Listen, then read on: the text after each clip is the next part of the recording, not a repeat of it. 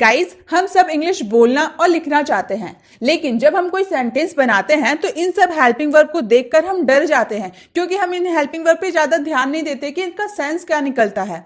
और जब सेंटेंस में देखते हैं तो हम डर जाते हैं कि भाई इसका मीनिंग क्या होगा। तो आज के इस वीडियो में इन सारे हेल्पिंग वर्ब को मैं आपके दिमाग में इतनी अच्छी तरह से फिट करूंगी कि दोबारा आप इन हेल्पिंग वर्ब को भूल नहीं पाइएगा, हमेशा ये आपको याद रहेगा। तो चलिए बिना टाइम वेस्ट के वीडियो को स्टार्ट करते हैं। तो सबसे पहले हम लोग का है हैड। हैड के बारे में तो आप लोगों ने बहुत सुना होगा। हैड का मीनिंग क्या होता है? चुका था, गया था, ली थी, दी थी। हैड का यूज हम पास्ट परफेक्ट में भी करते हैं, ये आपको अच्छे से पता होगा। जैसे वह जा चुका था, वह आ चुका था। आप ये बात हमेशा याद रखिएगा, ये जो हैड है ना, ये अकेले नहीं आता है, इसके साथ कोई दूसरा सेंटेंस जरूर आता है। मैं आपको आगे अच्छी तरह से क्लियर कर दूंगी। सबसे पहले इसके स्ट्रक्चर को देखते हैं। सबसे पहले लगेगा सब्जेक्ट, उसके बाद हैड, उसके बाद वर्ब की third form and the last object. जैसे हम लोग का एग्जाम्पल है, वह आ चुका था। अब देखिए, आप सिंपल किसी के सामने जाकर ये बोल सकते हैं कि वह आ चुका था? बिल्कुल नहीं बोल सकते। इसके पहले या बाद जरूर कोई सेंटेंस जरूर जुड़ा रहता है। जैसे मैं बोल रही हूं कि तुम्हारे आने से पहले वह आ चुका था। हम सिंपल वह आ चुका था हम नहीं बोल सकते। किसी के सामने खड़े होकर वह आ चुका था, वो समझेगा कि आप किसकी बात करें या क्या बात करें, वो नहीं समझ पाएगा। इसीलिए आपको तो पूरा सेंटेंस बोलना पड़ेगा ना, कि तुम्हारे आने से पहले वह आ चुका था, या फिर राम के आने से पहले वह आ चुका था। तो हेड में ऐसे ही सेंटेंस आते हैं जिसके पहले या फिर बाद में कोई सेंटेंस जुड़ा रहता है। समझे? हेड का क्या काम है? दूसरे सेंटेंस को घसीट कर अपने आगे में लेकर आके खड़ा कर देना और अपने उसके बाद में जाना। जैसे वह आ चुका था, he had come, हम सिंपल बोलेंगे he had come, वह आ चुका था, he had come। लेकिन इससे पहले भी तो कोई सेंटेंस था कि राम के आने से पहले वह आ चुका था। आप कैसे पहचानिएगा कि आपको had का यूज करना है? जब कोई सेंटेंस आप ऐसा बोलेगा ना कि आपके आने से पहले वह आ चुका था या आपके खाने से पहले वह खा चुका था, तब ऐसे वाले सेंटेंस में आपको had का यूज करना है। आई होप आपको समझ में आ रहा होगा। जैसे नेक्स्ट एग्जाम्पल है, मैं जा चुका था। आपके आने से पहले मैं जा चुका था, या रोहन के आने से पहले मैं जा चुका था, तो आई हैड गॉन। उसने खाना खा लिया था, सी हैड ईटन, मतलब खाना खत्म होने से पहले उसने खाना खा लिया था, सी हैड ईटन। तो कुछ काम होने से पहले कुछ कार्य हो गया था, उस वाले सेंस में आपको हैड का यूज करना है। आपने तो बहुत बार ये सुना होगा ना, डॉक्टर आने से पहले मरीज मर गया था, या फिर पुलिस आने से पहले चोर चोरी करके भाग गया था। तो इस वाले सेंस में ना आपको हैड का यूज करना होता है। अब नेक्स्ट है हैड टू। ये भी आपने बहुत बार यूज किया होगा, लेकिन इसका सेंस क्या निकलता है? इसे कैसे हम समझेंगे कि हैड टू लगाना है? भाई मैं तो समझाऊंगी कि हैड टू कैसे लगेगा। तो इसका मीनिंग होता है करना पड़ा या करना पड़ता था। दोनों सेंस में आपको हैड टू का ही यूज करना है। कई बार आप ऐसे वाक्य बोलते होंगे ना, मुझे वो काम करना पड़ा या फिर मुझे वो काम करना पड़ता था, तब आपको हैड टू का यूज करना है। इसका स्ट्रक्चर क्या है? Subject plus had to plus verb का first form and the last object. आप हमेशा स्ट्रक्चर को अपने माइंड में फिट कर लीजिएगा, क्योंकि स्ट्रक्चर अगर आपको याद रहेगा तो इसे आप यूज बहुत ही आसानी से कर सकिएगा। जैसे मुझे जाना पड़ा, मैं जाना नहीं चाहता था लेकिन मुझे जाना पड़ा। या फिर आप बोल सकते हैं मुझे जाना पड़ता था, तो बोलेंगे आई हैड टू गो। दोनों मीनिंग एक ही है, मुझे जाना पड़ा या फिर मुझे जाना पड़ता था। I had to go. उसे खेलना पड़ता था। मान लीजिए किसी को क्रिकेट खेलना पसंद नहीं है, लेकिन वह पेरेंट्स उसके चाहते हैं कि वह क्रिकेट खेले, अपने पेरेंट्स की बात मानकर उसे खेलना पड़ता था। तो ही हैड टू प्ले, उसे खेलना पड़ता था, ही हैड टू प्ले। उसे खाना पड़ा, सी हैड टू ईट, उसे खाना पड़ा, सी हैड टू ईट। ये हमेशा पास्ट में आप यूज कीजिएगा। मुझे पढ़ना पड़ता था, आई हैड टू स्टडी। मैं आपको जितने भी सेंटेंस अभी बताऊंगी ना, आप वो अपने डेली लाइफ में यूज करते ही हैं। आपकी जो डेली यूज सेंटेंसेस है वो भी कवर हो जाएगी, प्लस आप इन सब के मीनिंग भी अच्छे से कवर कर लीजिएगा। तो वीडियो को एकदम ध्यान से आप देखिए और ध्यान से सुनिए क्या मैं बोल रही हूँ, कैसे सेंस में हैड टू का यूज करना है या कैसे सेंस में हैड का यूज करना है, आपको ध्यान से समझना होगा।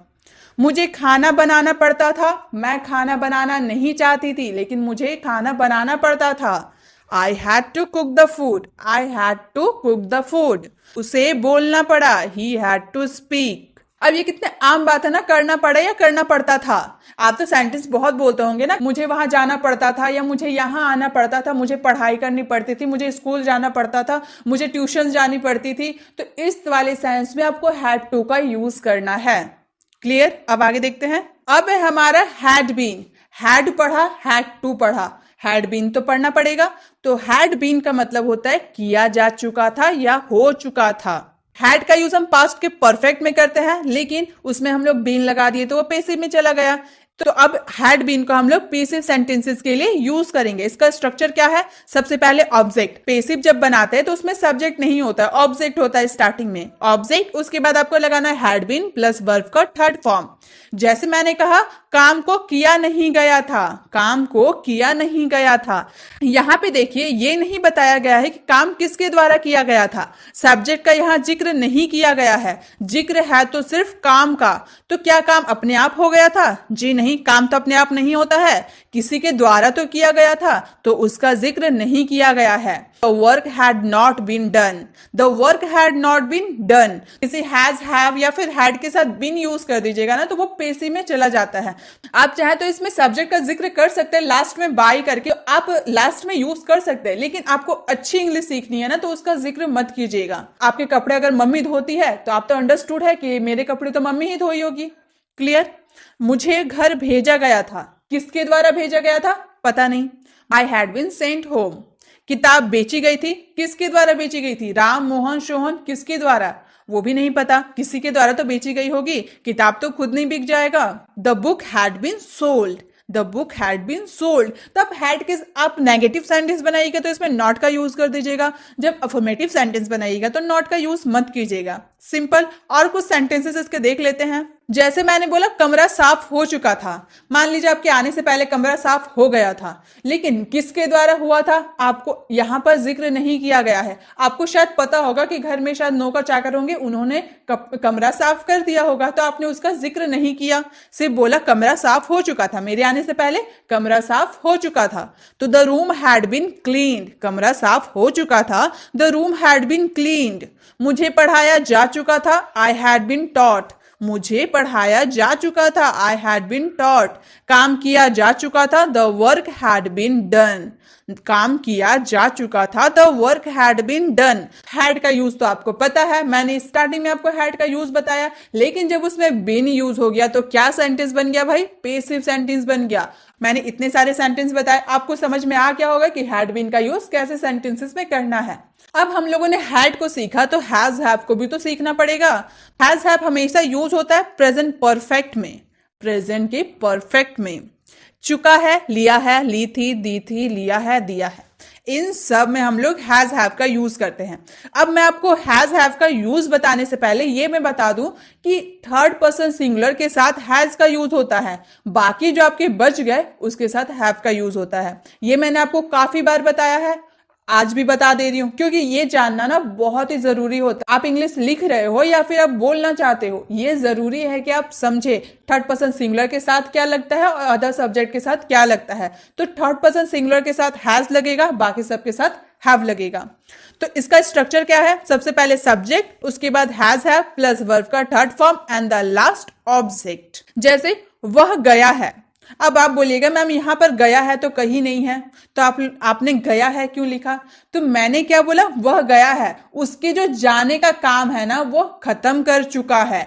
चुका है तो है, वह जाने का जो काम है वो खत्म कर चुका है, वह गया है, तो ही हैज गॉन। आपको सेंटेंस जरूरी नहीं है यहां पर गया है तो गया है नहीं आ सकता, आएगा, गया है आएगा, बस आपको समझना होगा कि सेंटेंस में आप क्या बोलना चाहते हो। वह गया है मतलब उसके जाने का काम जो है वो खत्म कर चुका है, तो चुका है तो है हम लोग का, इसीलिए इसमें हैज का यूज हुआ। क्यों हैज का यूज हुआ, हैव का यूज क्यों नहीं हुआ? क्योंकि ही हम लोग का थर्ड पर्सन सिंगुलर है। वह गया है, ही हैज गॉन।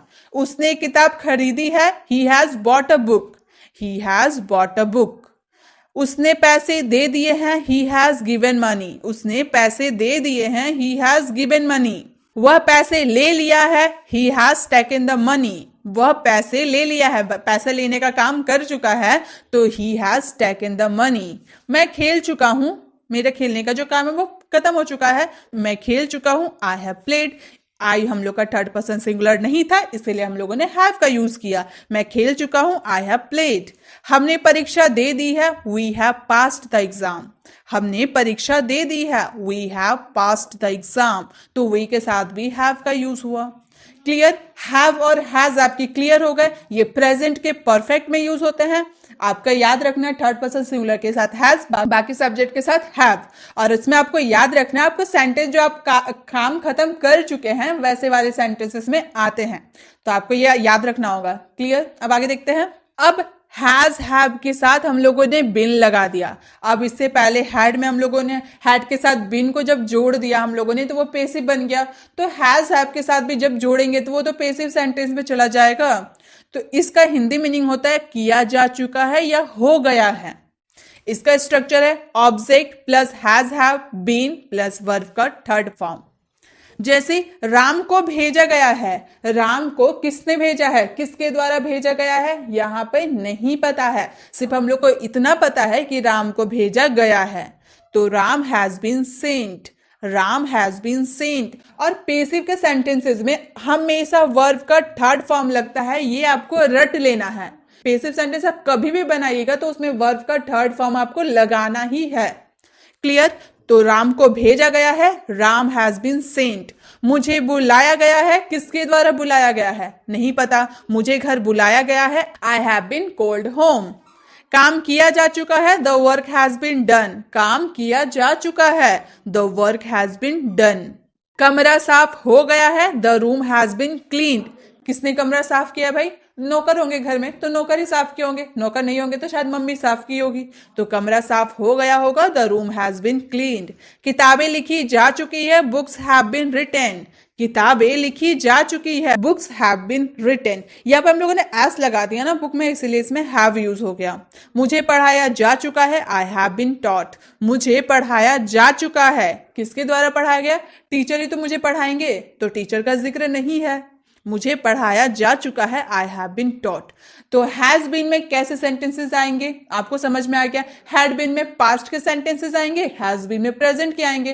कितना सिंपल है ना, बहुत ही ईजी है। आप इसके सेंटेंस आप बहुत ही इजीली तरीके से बना पाइएगा। तो गाइस मैं आपको कुछ होमवर्क देती हूँ। मुझे पढ़ाया जा चुका था, राम वहां जा चुका था। इन दो सेंटेंस का आंसर आपको कमेंट बॉक्स में करना है। अभी वीडियो खत्म नहीं हुई, अभी मैं आपको और भी अच्छे से और भी बहुत कुछ समझाने वाली हूँ, तो वीडियो में अभी आगे बने रहिए। अब है हैविंग टू। हैविंग टू के बारे में मैंने अभी हाल में आपको बताया था। हैविंग टू कब यूज करते हैं? पढ़ रहा है या पढ़ रहा था, मुझे कोई काम करना पड़ रहा है या मुझे कोई काम करना पड़ रहा था, तब हम हैविंग टू का यूज करेंगे। इसका स्ट्रक्चर है सब्जेक्ट फिर हेल्पिंग वर्ब, उसके बाद हैविंग टू प्लस वर्ब का first form and the last object. मैंने हे और था दोनों लगाया ना, तो यहाँ पास्ट के भी सेंटेंस आ सकते हैं, प्रेजेंट के भी सेंटेंस आ सकते हैं, उसके अकॉर्डिंग ही आपका हेल्पिंग वर्ब लगेगा। जैसे मुझे पढ़ना पड़ रहा है, मैं पढ़ना नहीं चाहता हूं लेकिन पेरेंट्स के दबाव के कारण मुझे पढ़ना पड़ रहा है, I am having to study, मुझे पढ़ना पड़ रहा है, I am having to study. उसे खेलना पड़ रहा है, वह खेलना नहीं चाहता है लेकिन उसे खेलना पड़ रहा है, he is having to play, उसे खेलना पड़ रहा है, he is having to play. तुमको खाना पड़ रहा था, you were having to eat, तुमको खाना पड़ रहा था, you were having to eat. मुझे पढ़ाना पड़ रहा था, I was having to teach, मुझे पढ़ाना पड़ रहा था, I was having to teach. उसे वहां जाना पड़ रहा है, मतलब वो जाना नहीं चाहता है वहां लेकिन उसको जाना पड़ रहा, कोई मुसीबत आ गई जिससे उसको वहां जाना पड़ रहा है, तो मुझे वहां जाना पड़ रहा है, I am having to go there, मुझे वहां जाना पड़ रहा है, I am having to go there. उसे बोलना पड़ रहा है, he is having to speak, उसे बोलना पड़ रहा है, he is having to speak. तो हैविंग टू का यूज हम कब करेंगे? जब कोई सेंटेंस में कोई काम करना पड़ रहा है या फिर कोई काम करना पड़ रहा था, तब उसमें आप आंख बंद करके हैविंग टू का यूज कर दीजिए, एकदम आपका आंसर राइट होगा। क्लियर? हैविंग टू का यूज समझ में आ गया। अब आगे बढ़ने से पहले एक सेंटेंस हैविंग टू के मैं आपको होमवर्क के लिए देती हूं ताकि आपके हैविंग टू ना अच्छे से क्लियर हो पाए। तो आपका जो सेंटेंस है वो है मुझे उससे बात करनी पड़ रही थी। इसका आंसर आप कमेंट बॉक्स में दीजिए। तो चलिए अब आगे बढ़ते हैं। डू डज, इसका भी यूज हम बहुत करते हैं। कैसे सेंटेंसेस आएंगे? कोई कुछ नहीं करता या कोई कुछ नहीं करती या कोई कुछ नहीं करते। नहीं समझ में आया? एग्जाम्पल में देखेंगे। स्ट्रक्चर है subject plus do does plus not. अगर आपका सेंटेंस नेगेटिव रहा तो नॉट का यूज करेंगे, अगर नेगेटिव नहीं रहा तो नॉट का यूज नहीं करेंगे। प्लस वर्ब का first form and the last object. वह नहीं जाता है, मतलब वह जाने का काम नहीं करता है। मैंने यह बोला ना कोई कुछ काम नहीं करता है, तो वह जाने का जो काम नहीं करता है, तो ही डज नॉट गो, वह नहीं जाता है। आप सेंटेंस जो आप बोलते हैं ना उसको समझिए कि आप क्या बोलने की कोशिश कर रहे हैं। आप तो सिंपल बोले वह नहीं जाता है, लेकिन यहाँ तो कोई मैंने आपको नहीं बोला कि वह नहीं जाता है, ऐसा तो कुछ नहीं है। तो आपको सेंटेंस को समझना पड़ेगा कि वह जाने का काम नहीं कर रहा है, तो बोलेंगे he does not go, he does not go. आप नहीं देखते, यू डू नॉट वॉच, आप नहीं देखते हैं, यू डू नॉट वॉच। क्या वे नहीं जाते, डू दे नॉट गो। अब मैंने आपको ये बहुत अच्छे तरह से बताया कि जब आपको किसी से हाँ ना में जवाब सुनना हो ना, आप जो क्वेश्चन करते हैं उसमें स्टार्टिंग आप हेल्पिंग वर्ब से करते हैं। जैसे क्या वे नहीं जाते, ये आप क्वेश्चन किसी से पूछ रहे हैं ना कि क्या वे नहीं जाते हैं, तो आगे वाला आपको जवाब देगा हाँ, ना, यस, नो, यही तो जवाब देगा। तो आप क्वेश्चन इस तरह से पूछिएगा हेल्पिंग वर्ब के साथ। डू दे नॉट गो, दे के साथ डू लगता है, अगर दे के साथ डज लगता तो हम लोग डज लगाते, लेकिन डज थर्ड पर्सन सिंगुलर के साथ लगता है, तो डू दे नॉट गो, क्या वे नहीं जाते। और भी इसके एग्जाम्पल देखते और भी अच्छी तरह से इससे सीखते हैं। क्या वह पढ़ाती है, क्या वह पढ़ाती है, डज सी स्टडी। अब सी थर्ड पर्सन सिंगुलर था इसीलिए डज का यूज किए। अब आप किसी से पूछेंगे क्या वह पढ़ाती है, तो आपको क्या जवाब मिलेगा, यस, नो। अगर वो पढ़ाती होगी तो यस, नहीं पढ़ाती होगी तो नो। क्या रोहन स्कूल जाता है, does Rohan go to school. क्या रोहन स्कूल जाता है, does Rohan go to school. क्या आपको पता है, डू यू नो। कितना आम सा क्वेश्चन है ना, आप बहुत ही यूज करते हैं। क्या आपको पता है, डू यू नो। क्या आपको पता है, डू यू नो। तो इस तरह के सेंटेंस में आपको डू और डज का यूज करना होता है। क्लियर। अब आगे देखते हैं क्या है।